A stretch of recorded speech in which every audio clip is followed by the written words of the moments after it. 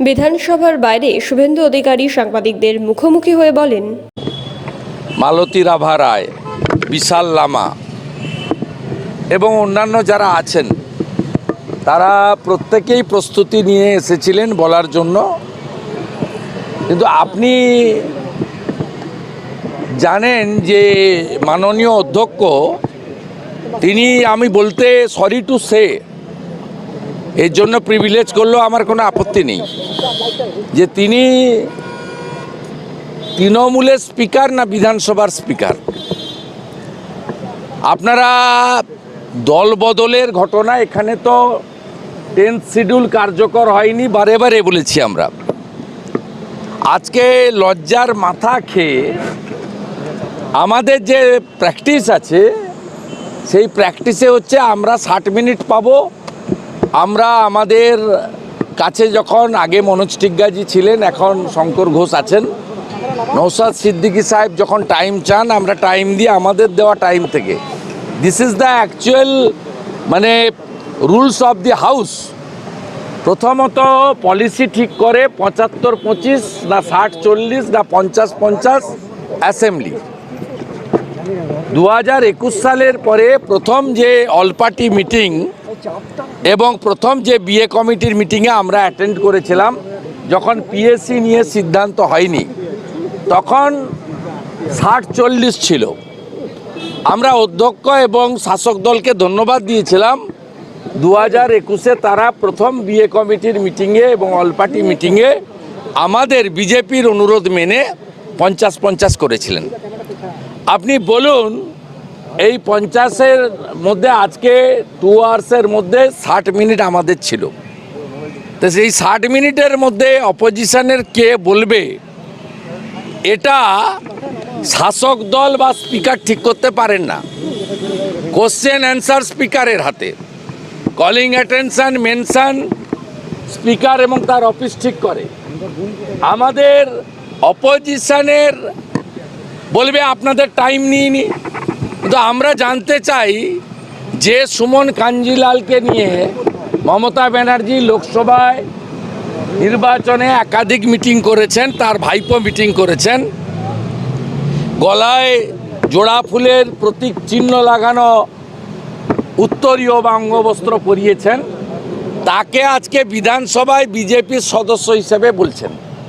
মমতা ব্যানার্জি একটা মানে একবারে রেজিস্টার লায়ার, সেটা নীতি আয়োগের মিটিংয়ে প্রমাণ হয়েছে। আমি নীতি আয়োগের মিটিংয়ে ভারতীয় জনতা পার্টি বা কেন্দ্রীয় সরকারের প্রতিনিধিদের কথা ছেড়ে দিলাম। নীতি আয়োগের যে সিইও আছেন তিনি ব্যুরোক্র্যাট, তিনি কোনো দলের লোক না। তিনি মমতা ব্যানার্জির মিথ্যাচার, ভণ্ডামি, ড্রামা, নাটক সব ফাঁস করে দিয়েছেন মানুষের কাছে। আজকে মমতা ব্যানার্জি তিনি যে সকাল থেকে রাত্রি একটা সত্যি কথা বলেন না, আবার প্রমাণ করলেন যে সুমন কাঞ্জিলাল তিনি তো ভারতীয় জনতা পার্টির নির্বাচিত বিধায়ক। আমাদের বিধায়করা বাধ্য হয়েছে এই অগণতান্ত্রিক, অবৈধ এবং এই রকম সুযোগ সন্ধানী সিদ্ধান্তের প্রতিবাদ করতে। প্রতিবাদের রাস্তা কি? অ্যাসেম্বলির ভিতরে মারামারি করবেন? প্রতিবাদের রাস্তা কি? অ্যাসেম্বলিতে স্লোগান শাউটিং করবেন? করেছেন, বাধা দিয়েছেন, বোঝানোর চেষ্টা করেছেন, করেননি। সেক্ষেত্রে আমাদের বাইরে বেরিয়ে এসে বলা ছাড়া কোনো রাস্তা নেই। কারণ পশ্চিমবঙ্গ একমাত্র বিধানসভা যেখানে লাইভ ভিউ হয় না। পশ্চিমবঙ্গ একমাত্র বিধানসভা যেখানে ইলেকট্রনিক ভোটিং মেশিনে ভোট হয় না। 26 সালের পরে ডিলিমিটেশনে 294টা বেড়ে 300 হয়ে যাবে। 1/3 মহিলা রিজার্ভেশন হবে। এই সরকার, এই মুখ্যমন্ত্রী, তার কোনো পরিকল্পনা নেই যে 300 এমএলএকে নিয়ে 1/3 মহিলা এমএলএ আসবেন, 26-এর পরে কোথায় বসাবেন। স্বাভাবিকভাবে মুখ্যমন্ত্রী আলোচনায় অংশগ্রহণ করা, বঙ্গভঙ্গ ইত্যাদি নিয়ে যেটা বলেছেন তার সঙ্গে বাস্তবের কোনো মিল নেই।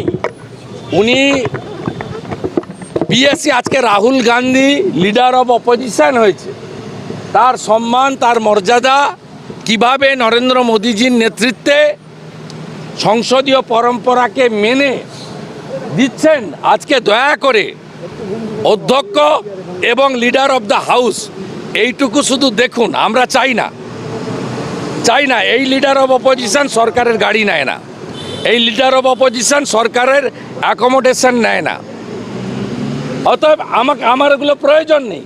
কিন্তু এই কথাবার্তাগুলো উনি বন্ধ করুন। উনারা ভবিষ্যতে বিএ কমিটিতে এনে 169-এর অন্তর্ভুক্ত যে কোনো বিষয় আনতে পারেন। ভারতীয় জনতা পার্টি আলোচনায় অংশগ্রহণ করবে। ভারতীয় জনতা পার্টি তাদের মতামত এবারে নিট নিয়ে রেখেছে। এর আগে পশ্চিমবঙ্গ দিবস, বিএসএফের বিরুদ্ধে রেজুলেশন, ইডি সিবিআইয়ের বিরুদ্ধে রেজুলেশন, একাধিক বিষয়ে আমরা আমাদের মতামত রেখেছি। অনেক জায়গায় ডিভিশনও আমরা চেয়েছি। আগামী দিনে 31 এবং 1 তারিখে হাউসে ন্যায় সংহিতা বিল নিয়ে যে অবৈধ রেজুলেশন ওনারা প্রোগ্রামে দিয়েছেন, তারও বিরোধিতা ভারতীয় জনতা পার্টি হাউসের ভিতরে করবে। আমাদের স্ট্যান্ড খুব ক্লিয়ার।